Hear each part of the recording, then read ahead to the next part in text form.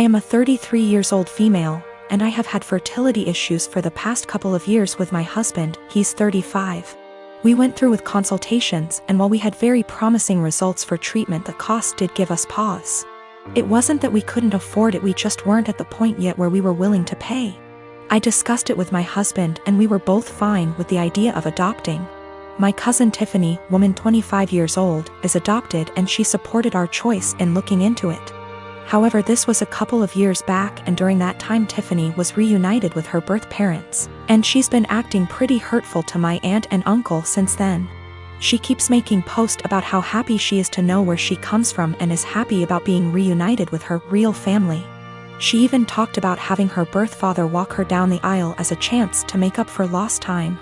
Obviously, my uncle was very hurt about this, but when he voiced it, Tiffany got defensive. She called my uncle selfish, how this was about her, and that he knew what he signed up for when raising someone else's kid.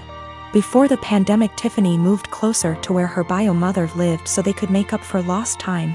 And Tiffany kept making post after post about all the fun she was having meeting relatives, and how she called back / video chatted with each of her bio parents multiple times a week. Meanwhile, she barely texted back my uncle and aunt once a month. I could tell how heartbroken my aunt and uncle were, but tried to give Tiffany her space, and the few times they said anything she accused them of being selfish and unsupportive. I think the biggest thing that broke them was when Tiffany promised to come by for my aunt's birthday and was even given the money to travel to them, but then never showed up. She called literally the day before to say that her bio mom had an emergency, so she wasn't going to make it, but didn't give back the money. I am completely disgusted by Tiffany's behavior, and while I haven't completely ruled out adoption entirely, I did want to give medical-assisted conception a try. My husband supported this, and we are now currently expecting. After we made our announcement, Tiffany messaged me asking why I would spend thousands on creating a child when I could help one who already existed. I tried to play it off, but Tiffany kept pressing and calling me a bad person when there are so many children who desperately need a home, and overpopulation. It got to the point where she was pissing me off, and I just came clean and said that her behavior towards the people who loved and raised her was the reason. Tiffany got really upset, but I didn't care. However, her parents are now starting to say that I was wrong. I gave birth to my daughter weeks ago. My experience was pretty traumatic, and since it was my first, I had no clue what to expect. When I went into labor, I had the most difficult time of my life. I was in pain for hours. My mom was with me, but she had to go, and my husband was with me the entire time. I did something so embarrassing in the delivery room. I pooped myself, which was unexpected and I don't know, but it was embarrassing, and although my medical team were very professional about it, my husband couldn't help himself and started laughing about it later and even telling my family about it, but they didn't react. Just didn't find it funny, and neither did I. In fact, I found it embarrassing, and I already told him to stop bringing it up, especially when he started joking about getting me diapers for my opsies. It got really tiring and chipped away from my self-esteem and confidence. We were with his parents celebrating New Year's Eve together when I excused myself to the bathroom. While I was getting up, he made a quick remark and said, "Oh, yeah, you should go quickly because we don't want any accidents just like the one we had at the hospital. You know what I mean?" While blinking at me. His family actually laughed, and brother-in-law commented, "Good one." I was astonished and so angry and ashamed. I literally just lost it on him and yelled at the top of my lungs, calling him a cruel and insensitive jerk, to be using the difficult experience of birthing his child as a joking matter and humiliating me in front of everybody. He was shocked, staring back at me and not saying a word. All went silent, and I just stormed off to the bathroom till we left, and that was when he snapped, saying I messed up by talking to him like that in front of his family during dinner.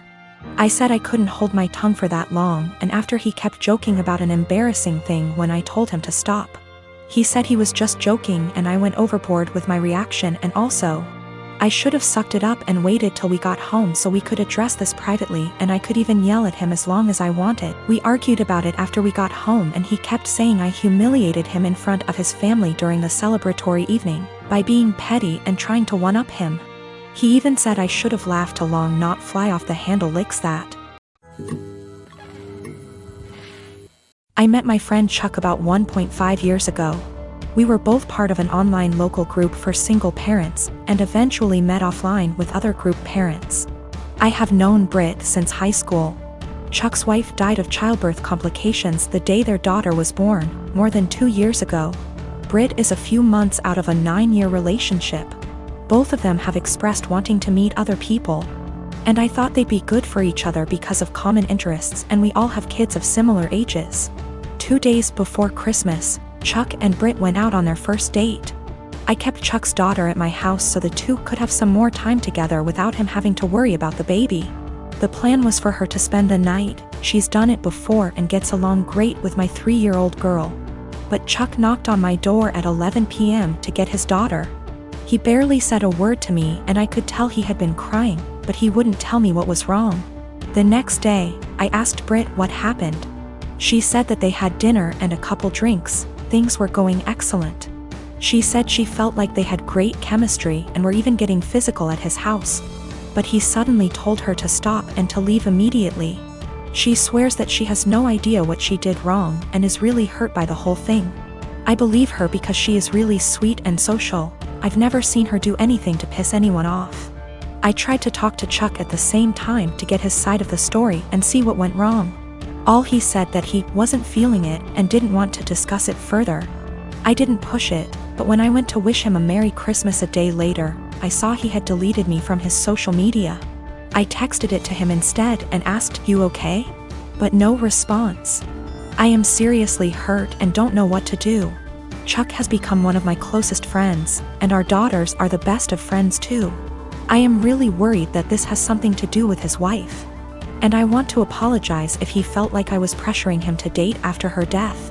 At the same time, I don't want to overstep boundaries and bother him when he's having a hard time.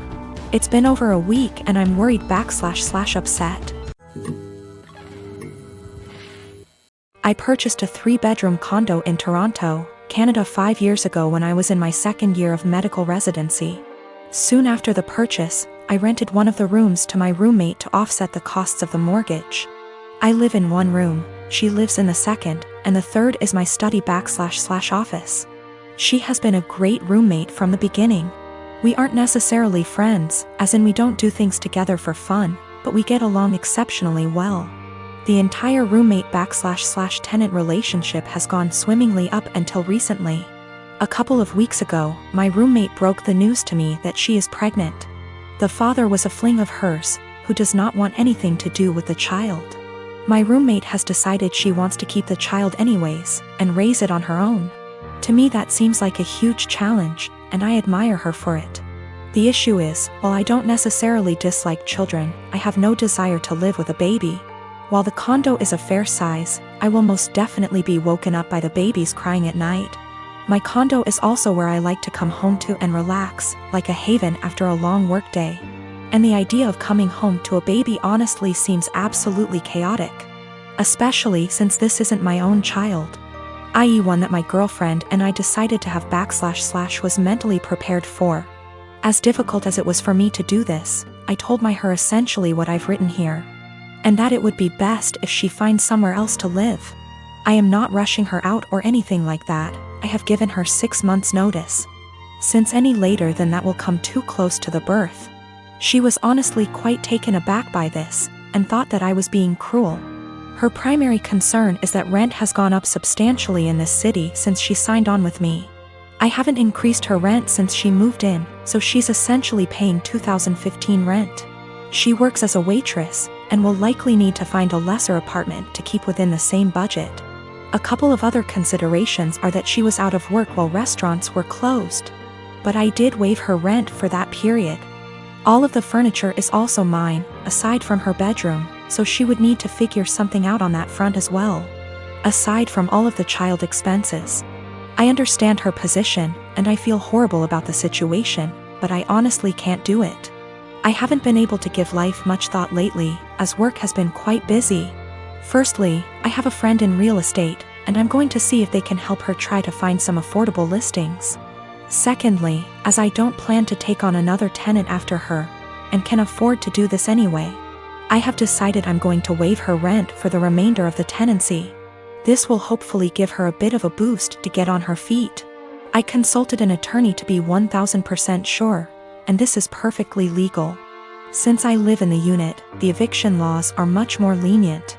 Her baby will become a toddler, and a toddler eventually becomes a school-age child. Will it really be any better to do this later on? When I came home from work today, I told her that I wanted to discuss the overall situation. Before I even began, she actually apologized to me for how she spoke to me, and for expecting that I would be okay for her to raise her child here. I told her that her apology is totally unnecessary, as her reaction was completely understandable considering the uncertainty of her future. I then told her that I would waive her rent for the Rema.